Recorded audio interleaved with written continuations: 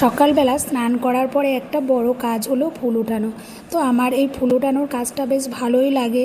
আমার টবের গাছে দেখো কত সুন্দর একটা ফুল হয়েছে, তো এই ফুলটাও আমি উঠিয়ে নিলাম। এত সুন্দর ফুলটা ওঠাতে তো একটু কষ্ট লাগে, কিন্তু কি করব, আমার শ্যামরায়ের চরণে দেওয়ার জন্য আমি ফুলটা উঠিয়ে নিলাম। আর কয়েকটা লক্ষ্মী জবাও আমি তুলে নিলাম।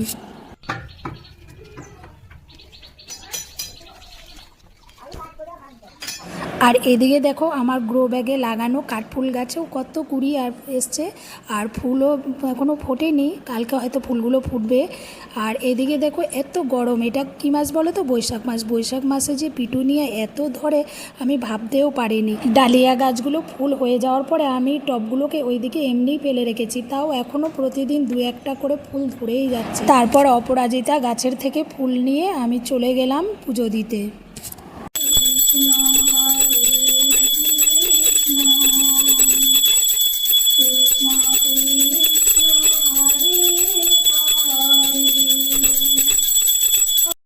পুজো সেরে চলে এলাম রান্না করতে। এখানে দেখো পনির রান্না করছি।